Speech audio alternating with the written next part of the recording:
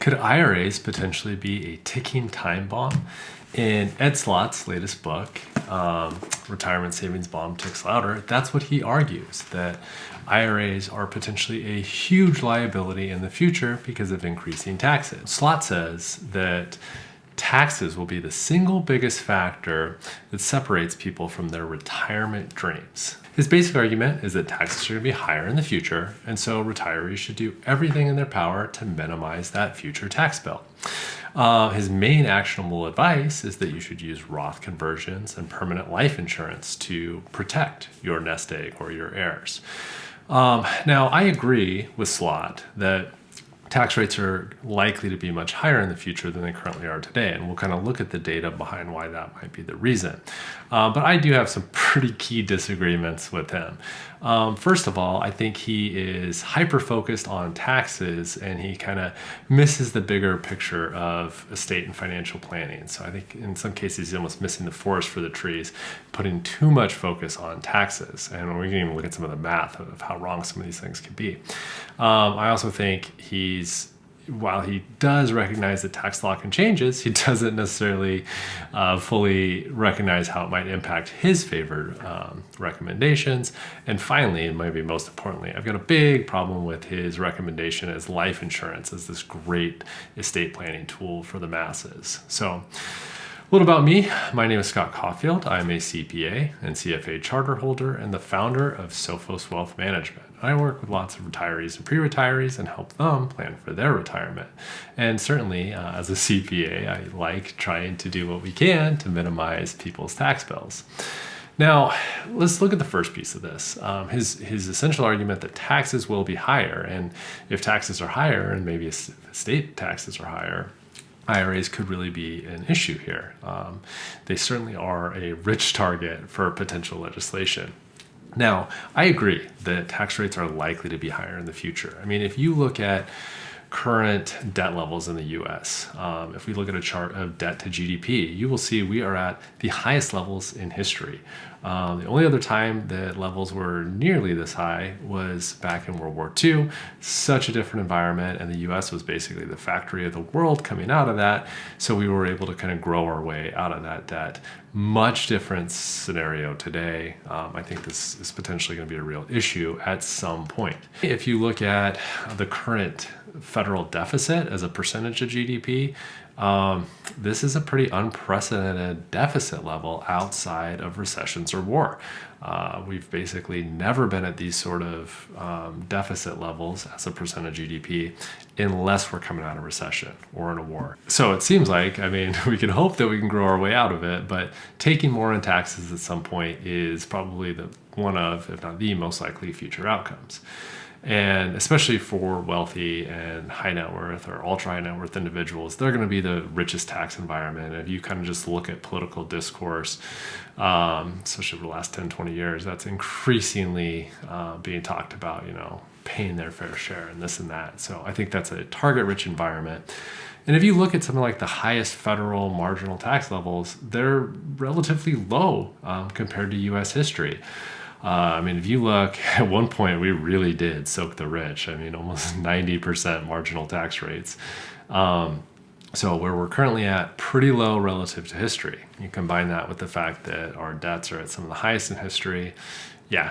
Pretty easy to forecast future higher tax rates down the road. So I agree with Slott here. He says if history's any lessons, tax rates on retirement savings will likely increase substantially. And then just when you need the money the most, upon withdrawal in retirement, or maybe for your heirs. And again, given the financial mess our country's in, taxes will have to increase. Where I think he is off base a little bit, though, is I think he overstates the impact of future tax rates. And I don't think that. This is just basic math. You look at these claims he makes, and he's selling a book. I understand, but this is crazy to me. So what good is making even a 50% return on investment if at the time of withdrawal you're going to have to pay 70, 80, 90% taxes? Well, I'll tell you, it's a lot of good. And then when it comes to retirement accounts, it's not enough to earn great investment returns. And again, I just don't really agree with that. If you can earn 30% a year for 30 years, it doesn't matter if you have to pay 50% in taxes.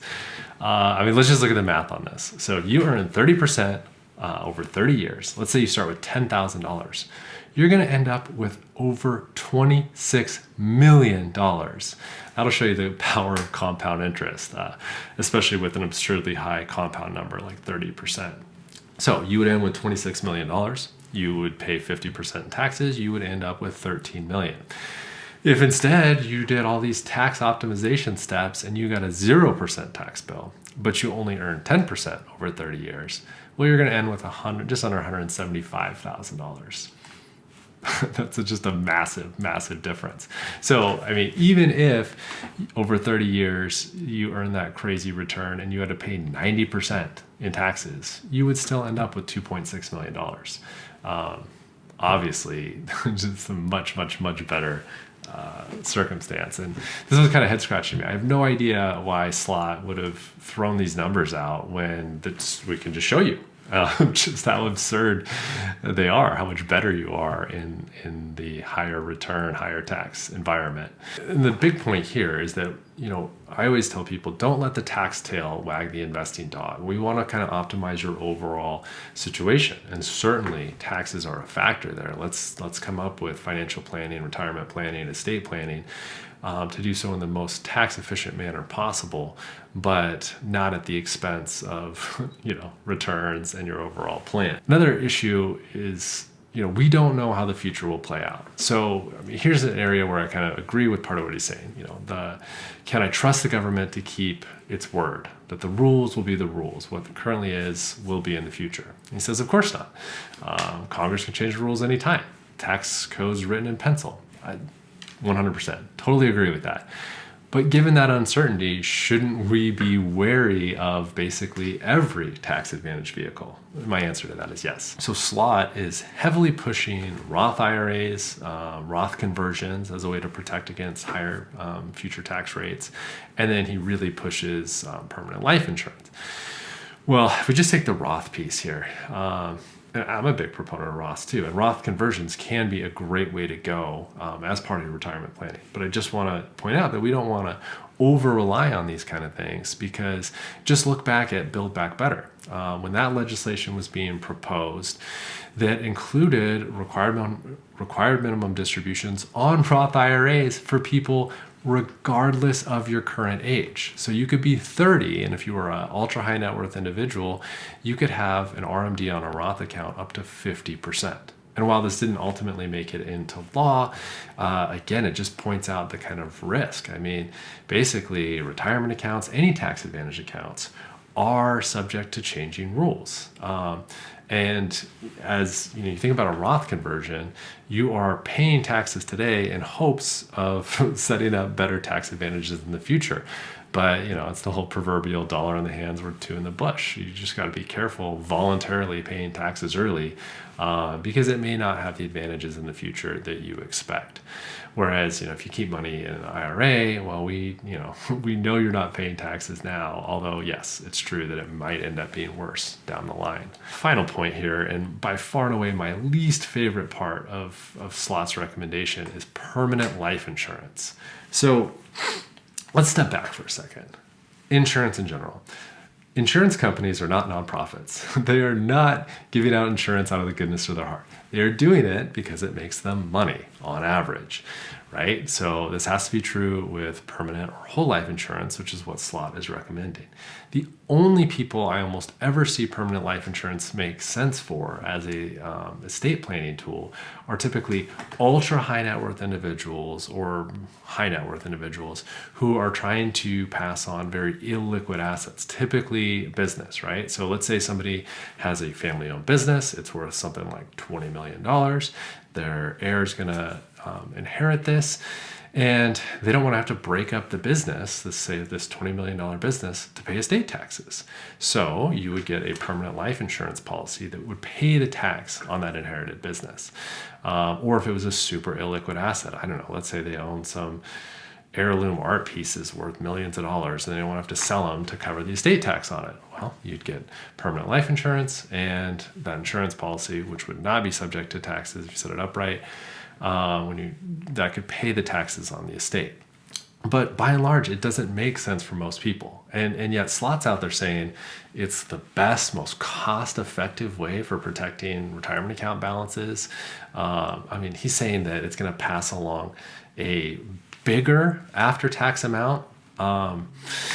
It just, the numbers don't make any sense to me. And I just want to show you that real quick. So went on to Progressive's website, and they show what life insurance costs.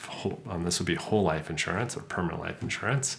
So if we take the example of a 70-year-old man, the monthly premium would be $263. And this is for a non-smoker and in healthy condition. So, these may not all apply to you. Your rates might be much higher.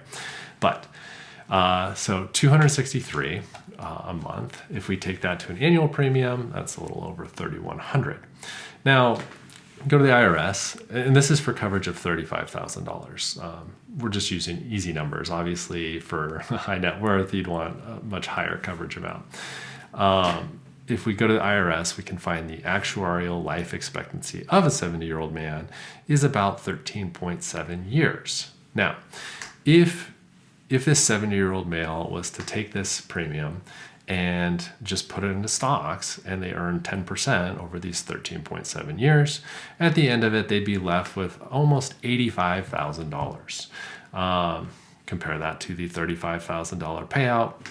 Obviously, they would have been better off with the investment. And in fact, even if they had to pay, even if they paid no money on what they put into the insurance, even though that would be after-tax dollars going there, their tax rate on the inheritance would have to be quite high to not be better off having just invested the money. And again, that's because on average, insurance companies need to make money.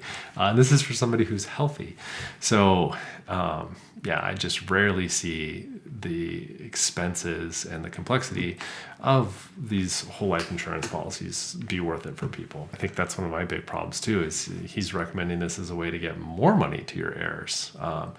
You would need, over 50% types tax rates on inheritance for this to make sense, which is not where these rates are at. And also, as you think about it, what he's recommending in the book is that essentially you would take money in an IRA, you take withdrawals to pay those premiums, and those withdrawals would be taxable. So that ignores that tax impact up front.